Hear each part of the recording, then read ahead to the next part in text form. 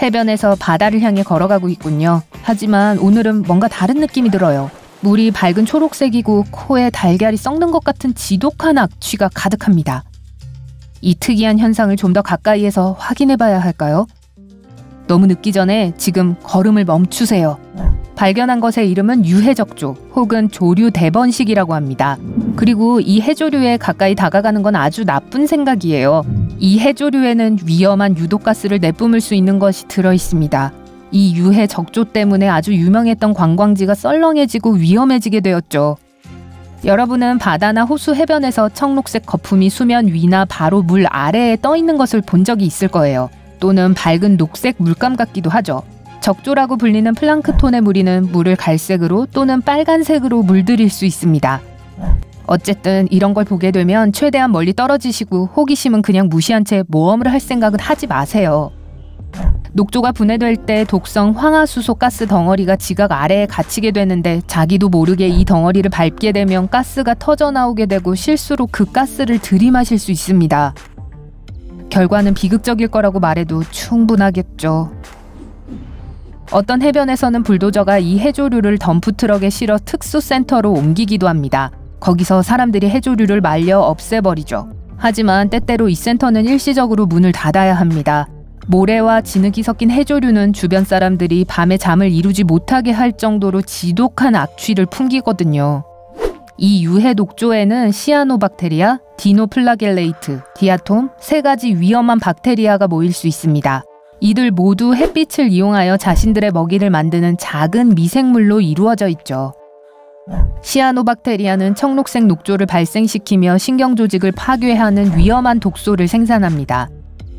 수처리 공장에서 독소를 제거할 수 없을 정도로 상태가 심각할 수 있어요. 그렇다면 주변 사람들은 그 수돗물을 사용하지 않는 게 좋을 거예요. 디노플라겔레이트와 디아톰 한 종은 적조를 만들어냅니다. 이들은 대부분 바닷가에서 발생합니다. 적조가 형성되기 위해서는 물이 따뜻하고 짜고 영양분이 풍부해야 합니다. 이 박테리아는 엄청난 양의 다양한 독소를 배출합니다.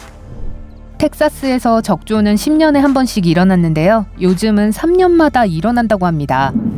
플로리다에서는 적조가 매년 나타나죠. 길고 마른 디아톰 또한 사람들에게 해로운 독성 물질을 만들어낼 수 있습니다. 더 심각한 건 맛조개와 같은 조개류가 이 플랑크톤을 많이 먹으면 그 조개도 독성이 강해진다는 거예요. 따라서 이 조개로 요리를 하면 엄청난 참사가 일어날 수 있죠.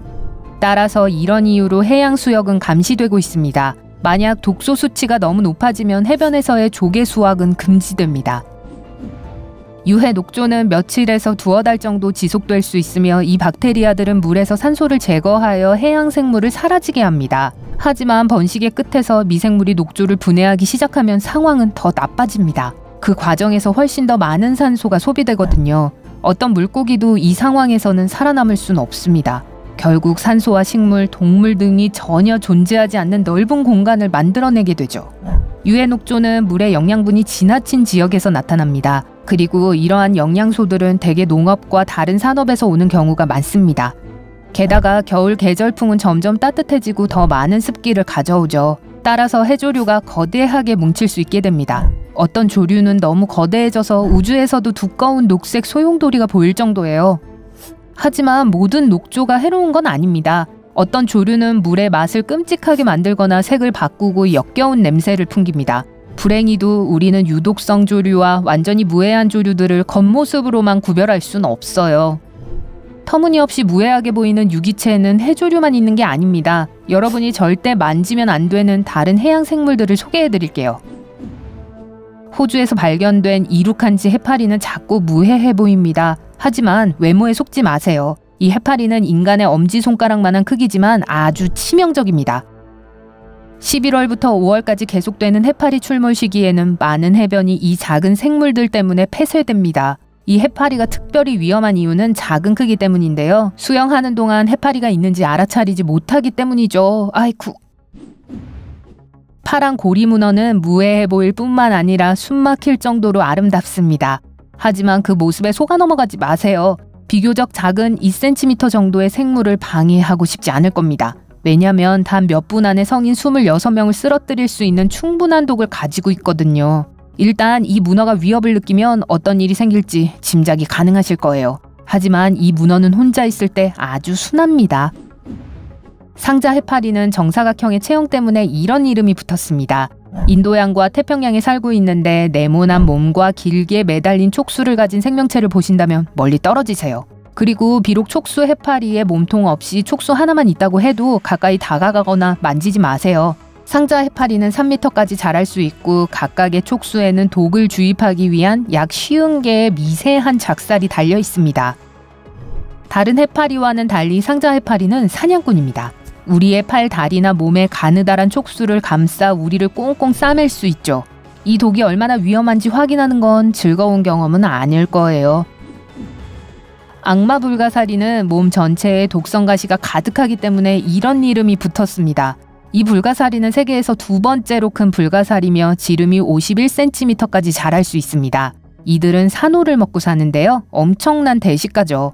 배고픈 불가사리 한 마리가 1년 동안 9평방미터 이상 공간의 산호를 다 먹을 수 있다고 해요. 이 불가사리는 또한 많은 새끼를 낳는 경향이 있습니다. 한 번에 5억 개 이상의 알을 낳죠. 정말 적당이라는 걸 모르는 친구들이네요. 꽤 작은 푸른점 가오리는 대부분 열대 인도양과 서태평양 산호초 근처에 살고 있습니다. 가로 35cm를 넘지 않는 이 가오리는 놀라운 색의 무늬를 가지고 있습니다. 노란색이며 몸에 선명한 파란 점이, 꼬리엔 파란 줄무늬 몇 개가 있죠. 하지만 이 가오리가 아무리 예쁘다고 해도 위험하다는 걸 명심하세요. 꼬리 가시에 독이 있어서 여러분을 다치게 할 수 있습니다. 남태평양과 카리브해에서 솔배 감팽을 만날 수 있습니다. 대부분의 사람들의 생각과는 달리 이 물고기들을 요리하는 건 괜찮습니다. 이 물고기는 살아있을 때 정말 위험한 존재죠. 독이 들어있는 바늘구멍 지느러미에 우연히 쏘일 수 있거든요. 열성적인 조개 수집가라면 청자고둥을 한눈에 알아보실 겁니다. 약 10cm 길이의 고둥이 귀엽고 무해해 보일 거예요. 하지만 이 모습에 속지 마세요. 특히 열대종이라면 더 그렇죠.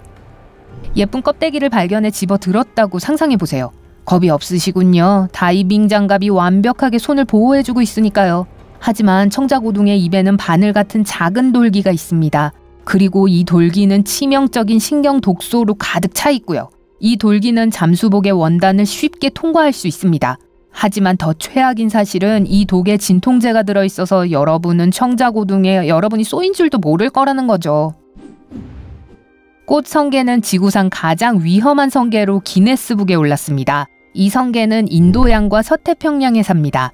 그리고 수족관에서 꽃성게를 보면 만져보고 싶다는 생각이 들겠지만 절대로 만지지 마세요. 이 성게는 여러분의 휴가를 극도로 고통스럽게 만들기에 충분한 독을 가지고 있습니다. 혹은 휴가가 짧아지겠죠.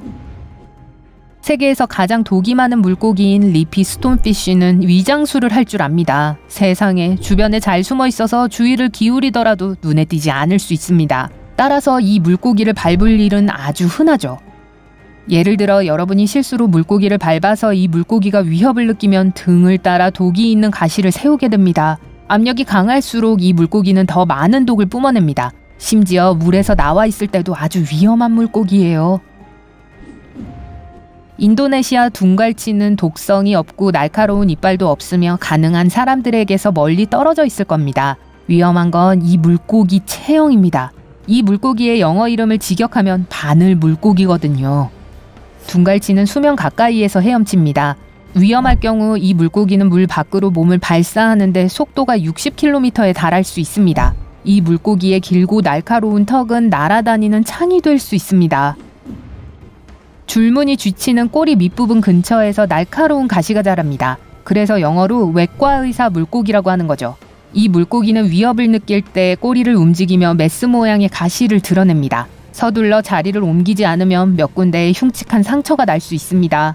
어떤 종엔 독이 있다는 것도 명심하세요. 그럼 모두들 해변에서 좋은 하루 되세요.